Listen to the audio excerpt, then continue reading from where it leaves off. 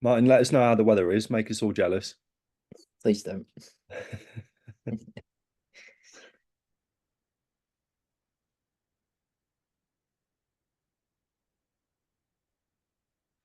Okay, right. We're going to kick things off. So, uh, for those that don't know me, my name's Chris. I'm the co-founder of UK Homes Network. So UK Homes Network is a social media platform exclusively for the property industry. It's a space where you guys can talk about what's happening within the industry, ask for recommendations, promote your business, and generally network across the industry nationally. Um, I'm joined today by a massive support of UK Homes Network, Scott Williams. Scott founded the Property Developer Show, and it's an event I've been to on a couple of occasions and been massively impressed with not only the growth of the show since it started not so long ago, but the vibe in the room is incredible. The amount of people that are willing to do business and engage with each other is definitely well worth attending. I'm going to drop some links in shortly so that you guys can do your research on Property Developer Show. I'm sure Scott will mention some of the events that they've got coming up next year.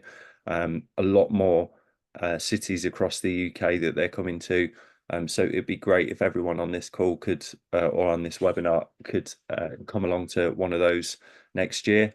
Um, Martin's just told us it's a little chilly today, only sunny and 23 degrees. Brilliant. So we're all now going to start this webinar full of green with envy. So thanks, Martin. But yeah, um, so in terms of UK Homes Network, you might have heard us on the call there. We're sort of increasing on 700 members, and it'd be fantastic if everyone can join us. If you do need to drop out of the call, you can watch the full recording in the platform. So we have our own video section where you can go through a whole list of webinars. I also saw in the audience we have Anthony Kaminsky, who's going to be joining us next week for latent defects and ensuring your development as our next webinar. So we'll drop a link shortly into that one. So if you want to register for next week's webinar, please do. But I'm not gonna steal any more of Scott's thunder. So I'm gonna hand over to Scott. And Scott's going to run through how to build your power team. So, Scott, how you doing? I'm very well, thank you. First of all, Chris, obviously, big thanks to hosting today and having me on. And hopefully, I can provide some value for people. Certainly, in terms of building your power team, I've been on both sides of the fence, which I'll go into more detail with as to how that all comes together. So yeah, I'm Scott, founder and director of the Property Developer Show. I set the show up last year because I noticed that there was no real event or exhibition focused around just developers. Obviously, we've got other industry events, UK Reef, Property Investor Show, Landlord Investment Show, but there was nothing really tailored to property developers. And if you're anything like me, you feel like you've just been kicked around for mostly by local authorities. I've had a bit of land in for trying to get planning for 3 units. It's been in for 19 months at Cheshire East. So it's just a very lonely place. You kind of think, am I going completely crazy? Am I doing the wrong things? So obviously it all comes down to how you approach your investment strategy and obviously how you build your power team around your investment strategy as well. Obviously, I'm going to be talking mostly about being a developer and mostly on the back end of that, although I'll touch on the front end in terms of legals and buy-in and that sort of stuff and who falls into that ecosystem. So what sort of makes me qualified? I started as an apprentice when I was 18, working for a local developer who, in essence, was very young at the time. And I thought, well, if this guy can do it, I can do it. So I set out and pretty much fell in love with the industry straight away. And then I quickly bought my first property when I was 23. I then moved on to setting up and establishing a commercial finance brokerage and mortgage brokerage, which I grew and sold out to the business partners at the end of 23 and sort of had a bit of a time off, if you want to call it that. It wasn't really time off, but I then launched the Property Developer Show in January 2024. So I've been, as I say, on both sides of the fence. I've been someone's finance broker in terms of being involved in their power team, so to speak, but also I've created, and obviously I run my own power teams and subcontractors and employees. I grew that the brokerage to a team of 12. So I've sort of got an idea as to both having full-time members of staff and also working with subcontractors as well. So property, I'm an F1 fan. I mean, you can use it in pretty much any team environment. And if you're sporty like myself, you are very well versed in the fact that coaches mostly used to say there's no I in team, but there is a me. I always used to say that because I was that kind of kid. But as a Formula One driver, obviously, you turn up on the day, you do the racing, and that's not really the full story. You've got the mechanics, you've got the pit wall, you've got the pit crew, you've got all the people back in the factory that are working on the car. But the superstars are the Formula One drivers, and that is pretty much what developers are. We are the Formula One drivers that are driving the project forwards, hopefully doing our part to increase the shortage of houses that we've got, and despite all the odds against us, obviously, with trying to deliver the scheme. This is just a very short list of what goes into the back end mostly of developing houses, whether it be just a light refurb or all the way through to new build. Obviously, this is mainly focused around new build. So there's a lot of people, services that fall into the category of delivering a successful project. Now, quiz time. It's nice to keep it interactive. So first question, and we can put it into the chat function in the box. What is the percentage of projects that do not come in on budget and schedule? So that means that it goes over budget and it also doesn't come in line with schedule. So it goes over the schedule as well. Interesting. A, B, yeah, we're all going pretty high. Yeah, nice. 91.5%. And maybe the people that got it right have read How Big Things Get Done, which is a great book to read, particularly if you are a developer. I do recommend that. And it goes into all the data. This is based on 10,000 government projects, not developer projects, but government projects. But it gives you an insight to what it's like trying to deliver successful schemes. Of that percentage, 8% come in on budget and schedule, and 0.5% come in under budget or before the deadline. So it's a very small percentage that you can keep to your level of success of whatever that looks like. What percentage of home buyers in the UK reported issues during the buying process in 2022 due to unexpected legal or financial complications?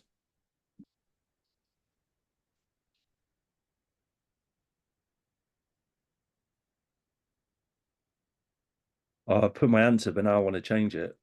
Okay, go on then. What do you want to change? I'll allow that one change. I'm going to go C actually. Yeah, okay. Well, we've got Jonathan that's correct. The answer is 60%. Well done, Jonathan. What is one of the top reasons property transactions fall through in the UK?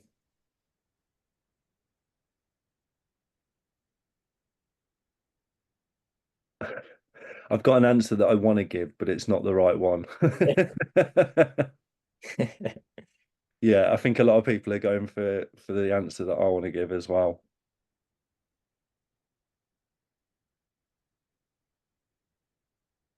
Wow, we all must have seen this one. Poor communication between solicitors. We all know solicitors far too well then. Brilliant. So what is the importance of an efficient power team? And well done to everyone that obviously got the right answer in the last question. So use of time. This is a big thing, particularly from a scalability perspective. So a use of time, if you've got underperforming people within your power team, there's a phrase, 80% of your headaches come from 20% of your customers usually, or your power team, so to speak. And if you've got someone that isn't pulling their weight, or they're not necessarily providing the value that you need within your power team, it can restrict your use of time in a sense of where you're most efficient, income producing, making sure that obviously you're finding new schemes or you're delivering schemes on time and on budget, which obviously is very difficult. And also that leans into the scalability part of that as well. You know, if you're spending too much time chasing people that haven't done their job properly, it takes you away from those income generating tasks. It takes you away from the important tasks of delivering schemes successfully. Time is money. This is one of the most important things when delivering any project, because you've got interest payments, you've got loss of income if you're renting it out in the back end, you've got additional contractors that may have to come in and rectify work that's done incorrectly. There's a whole range of factors that play into it, council tax, or you know, everything else that comes in between. So time, it really is money in delivering a successful scheme. And sometimes it might be more expensive to get a contractor in within the week than it might be to wait a month. But how efficient is that when you've got the obviously to try and keep the schedule and keep the time? Hopefully that made sense. Oh, gone the wrong way. Apologies. So reliability, this sort of leans into what I've obviously just discussed. You know, if you're having to chase up contractors that haven't turned up on site when they say they're going to turn up on site, or someone hasn't done the job in the capacity that you've set, obviously it becomes down to that efficiency piece, which leans into time is money, which leans into scalability, and it all plays into obviously not allowing you to move forwards. Quality of work, obviously, that's a massive thing when delivering schemes. You know, if you've got a massive snag list at the end, most of us know that the final 10% is often the hardest 10%, because it's usually where the detail and the intricacies come into delivering a successful scheme and making sure that it's ready for the end user, whether it be rented or selling. And less stress. Obviously, if you've got a really good power team around you that can take a lot of the burden in terms of a project manager, a QS, principal contractor, whoever it might be, it allows you to, again, use your time successfully and obviously scale up, which can, in essence, cause less stress if you're obviously on schedule and things are moving in the right direction. So common mistakes, and hopefully I don't jump into anything that is obviously being sucked into the social media piece. This is mostly around kind of, I suppose, good people that have got really good marketing strategies but aren't so good at actually delivering projects. It doesn't quite happen so much in the trade, because a lot of trades are often just busy doing the do, but certainly within this industry that it is rife, particularly property trainers that are shouting really loud on social media but not actually delivering anything successful. And to put that into even further context from a trade perspective, I've just had a local builders merchant call out a landscaper that's been doing absolutely dreadful work and owes them loads of money. So but their marketing is great because they're on TikTok and they're doing all that sort of stuff. So it's important that or the common mistake is no due diligence, and it's important that you do your due diligence. And that all links in to the same, you know, jumping into bed too quickly, being sucked into the social media piece. It all comes down to not doing your due diligence correctly. So that takes me on nicely to the due diligence piece. So where to start with due diligence? Testimonials obviously is a massive one, whether it be Trustpilot or trying to get in contact with previous clients. Companies House often can tell you quite a lot. Have they had any companies that have gone into liquidation recently? Are they keeping up with their confirmation statements? You know, simple stuff like that, that a good business should be on top of that. They should have an accountant, obviously, is filing their confirmation statements, or they shouldn't really have any companies that are of similar ilk going into liquidation.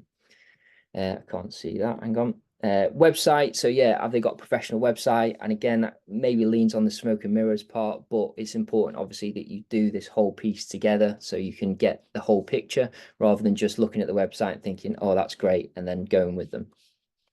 View live work if you can. You know, have they got any active sites at the moment? Have they got any former projects that you can go and have a nosy at, that obviously the end user is comfortable with you having a look? If you can get that, obviously it's not practical from a mass scale. You know, if you've got a principal contractor and they're getting subcontractors in, no one expects you to go and look at what that subcontractor's doing. But at the end of the day, it comes down to what the principal contractor's responsibility to make sure that those subcontractors are A, able to do the work, and B, are obviously reliable in that sort of sense. Social media, again, not so much from looking at their marketing, but more so searching through LinkedIn, Facebook. that sort of stuff. Has anyone said anything about this company that's in a negative light? Because a lot of companies can operate and they jump from job to job and they just end up not finishing one job, moving on to the next job. So it's important to try and figure out if you're in that kind of Ponzi scheme, so to speak. It's not obviously the right description for it, but hopefully you get the gist, and just making sure that you're not exposed from that sort of regard. And then again, speak to previous clients, testimonials, obviously they come hand in hand. So communication. So there's loads of ways to obviously communicate, be it WhatsApp, email, Slack, Trello, different other project management softwares. But the main objective from a communication perspective is, have you delivered your objective clearly, whether it be through a schedule, whether it be obviously from floor plans, architects, surveyors. Is it within your remit to make sure that you are delivering a successful scheme by communicating your objective? It certainly is. And I think people underestimate what actually goes into this from a preparation perspective. It's all about how you communicate what the objective is of the scheme and making sure that everyone from the project manager to the principal contractor understand what it is that you're trying to deliver, to what sort of capacity, even down to the tiniest details of what grout is going in between the tiles. It's important to make sure you're delivering that level of detail in the front end, because pricing can shift. Obviously, if you're saying, let's put standard tiles down, and then all of a sudden you change into high-end tiles, there's additional costs to that, which then can extend the schedule in terms of the delivery date. So it's important to make sure that you're delivering and communicating in the correct manner, in a sense of making sure the team understand what it is that you're trying to deliver and how and when. So where can you start building your power team? Well, it is unfortunately a lot of trial and error, and unfortunately, that's just the nature of the beast. It's important to understand that comes down to running a business, through to employing full-time members of staff, all the way through to subcontractors. But there are ways to try and mitigate that trial and error process by leaning on these next steps. Recommendations is the best way really to get people within your power team, certainly from a subcontractor, or whether it be a solicitor, broker, project manager, QS. Recommendations are so powerful. And that's not, they've been sat in a networking group together, and the likes of BNI, I'm sure people are aware of that, and they've never used them ever, but they're recommending them because they're in the same group. That's not a good recommendation. You want people that have been used by that individual, that are recommending you and have got first-hand experience with that individual. They are the best recommendations you can get. Obviously, people that are operating in the UK homes network, that they are obviously approved by Chris and his team. So they're great recommendations for people that you can be using, because they're proactive, and they obviously, they wouldn't be on those types of groups if they're not doing a good job. Networking, obviously, again, kind of leans into the recommendation piece. But if you're attending like a property networking event, and a subcontractor or a tradesman is at those events promoting their business, typically, in my experience, they're pretty good, because they're being proactive, they understand how the industry works, and they're out there trying to promote their business. Obviously, as well, from a sort of higher level perspective, if you're attending corporate events and big contractors and people like that are there, it's a great way to meet good service providers with that regard as well. Social media, obviously, I've leaned on that slightly with a recommendation. Obviously, a big plug for UK Homes Network. So yeah, social media is a great place. Again, asking for recommendations, or seeing other people, what they're doing. If you've got people in a certain area that you're following, and it might be worth reaching out to them and saying, who is your principal contractor, or who is your QS, or who's your roofer?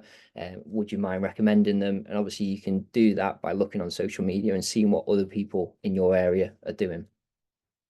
Of course, you can meet people at the property developer show. So my objective really is that if you've never developed before, you can come along to one of our shows, meet all the service providers that you need, and then start developing the very next day. Obviously, we bring in a really wide range of exhibitors, and typically speaking, most of our exhibitors, are being proactive in their approach to marketing.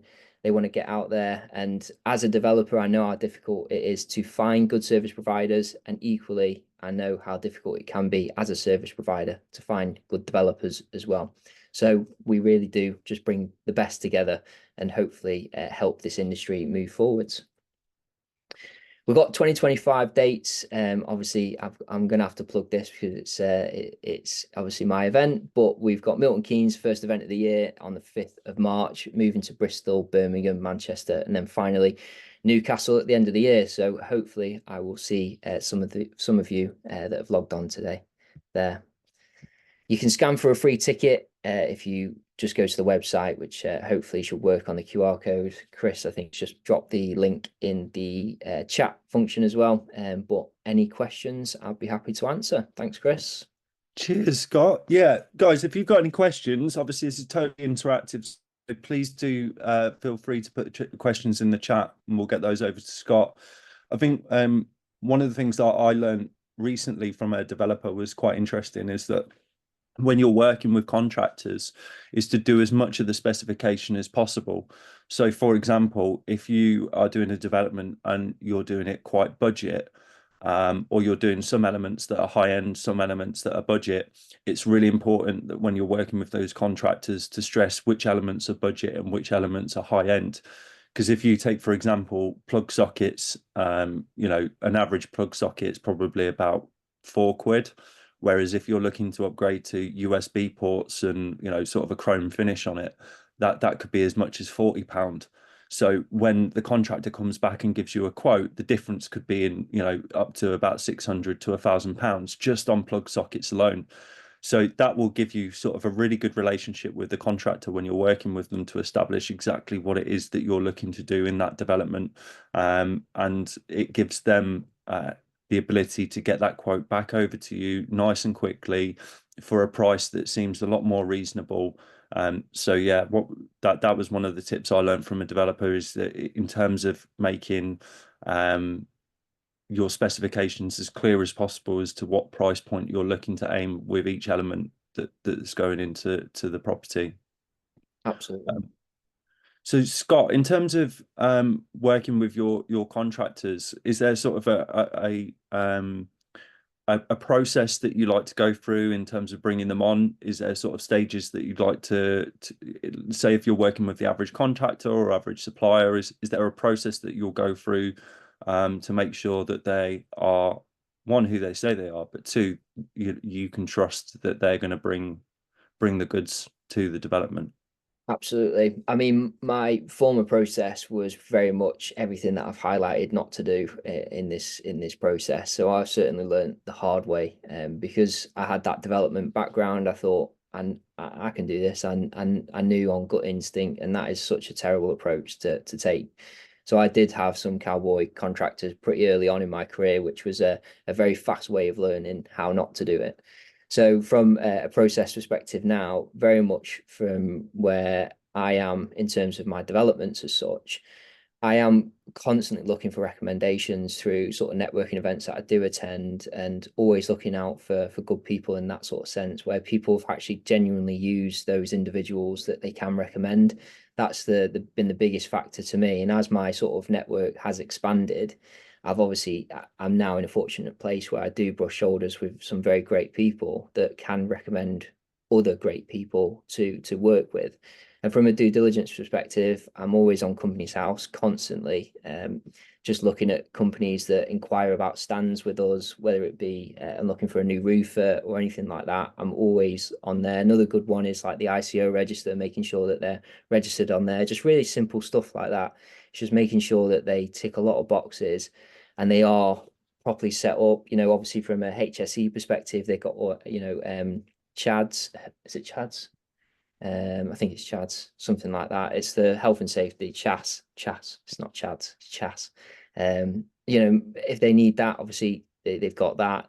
They've got the correct sort of processes in place in that sort of sense, and you can get a sense of that pretty quickly when you start to communicate with them directly. You know, if they've got professional emails, are they just, you know, Joe Blogs Joe Blogs building contractors at gmail.com, or if they got a professional email address. There's some telltale signs that you can sort of certainly look for. And I think you've got to just consider all factors when you're looking to obviously engage with contractors, depending on what sort of size you are. If you're delivering a small flip project, the process is a little bit different, because you're not going to need well, you might need a principal contractor depending on the size, but you might not necessarily need a project manager in between that. You might be able to just communicate directly with the principal contractor, or from my perspective, I just get subcontractors in to deliver the work.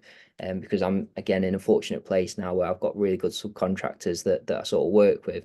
But if you're delivering, 20, 30 scheme projects, then your process is, and the people that you're going to be dealing with is another level. So you should be able to pretty much sniff out who you will work with and who you won't work with, just primarily on the basis of their professional approach, should it be.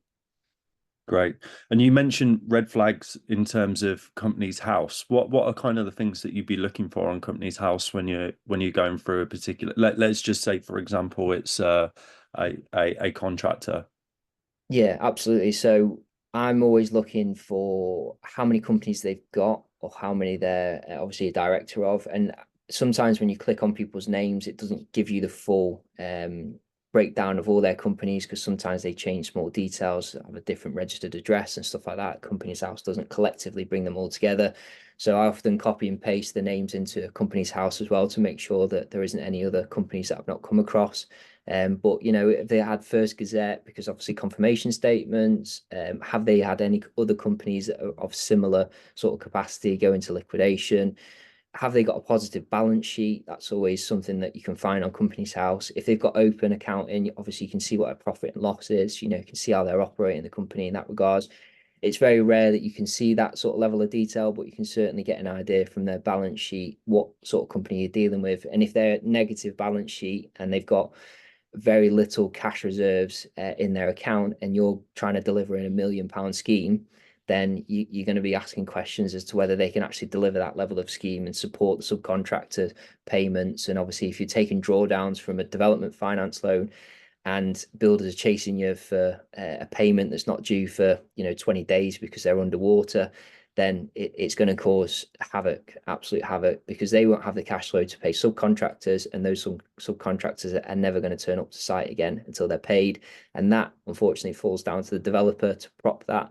And if you leave yourself underwater, i.e. the principal contractor is underwater, then you're going to have to pick up the pieces, because at the end of the day, it's your site that these trades are going to probably be turning up and taking all the materials back that they've put into that scheme. So yeah, I'm always looking for that sort of stuff. Company's House can tell you a lot, but not everything. But there are sort of small signs, loads of different companies doing the same sort of, with the same SIC codes, doing different stuff that have shut down, or newly established businesses that have only been operating for 12 months, despite the contractor saying they've got 20 years of experience. Stuff like that just doesn't align. But again, that kind of falls down to the trial and error piece, because you've got to kind of follow these processes to start to see these different I suppose, yeah, telltale signs. That's what they are, really, to understand from an experience perspective what to look for, really.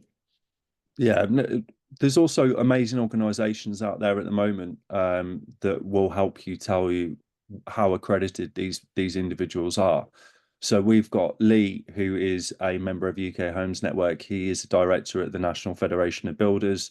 You've also got Julie, who is a senior manager at the Chartered Institute of Builders. There's a number of different trade organizations for all different types of contractors, suppliers. So it might be worth reaching out to those trade organizations and asking what their dealings are with that individual. Alex has said that Credit Safe is also a good way of checking out a company. Alex, if you wouldn't mind, please do share a link for that in UK Homes Network so people can check that out after. That would be great. We'll just give it a couple more seconds if anyone's got any final questions that they'd like to add into the chat. If you haven't already, the links are in the chat for UK Homes Network. So you've got one link there to sign up on the web browser version, or you can download the app.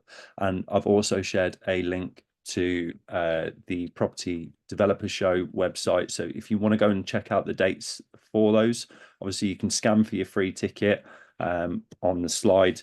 And I'm also just going to put in a link for our next webinar on Friday with Anthony Kaminsky on latent defects and ensuring your development. So obviously once you've taken Scott's advice, got the team around you, then you'll obviously need to be looking at how you ensure the development.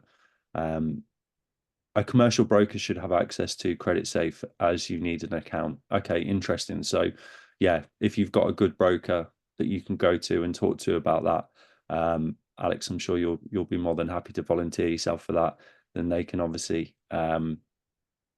do that Credit Safe check on them. Great stuff. Well, that concludes today's session. I want to thank everyone for joining us. If you would like to give us some feedback in UK Homes Network on how you've enjoyed the webinar, if you'd like to carry on the conversation with Scott, and if you've got any questions that you'd like to message him privately through UK Homes Network, please do feel free to do that. And I look forward to seeing you all there. Scott, where can people find you if they want to reach out to you or find out a little bit more about the show? Yeah, so obviously Property Developer Show, Instagram handle, Twitter, not Twitter, LinkedIn, Facebook, all that sort of stuff. Me personally, I'm Scott Lewis, Luis Williams. So again, Instagram, Facebook, not really Facebook, but you can find me on Facebook. LinkedIn is a really good place to come and chat to me. So yeah, any of those platforms really. Great stuff. All right, guys. I hope you enjoy your weekend and thank you for joining us.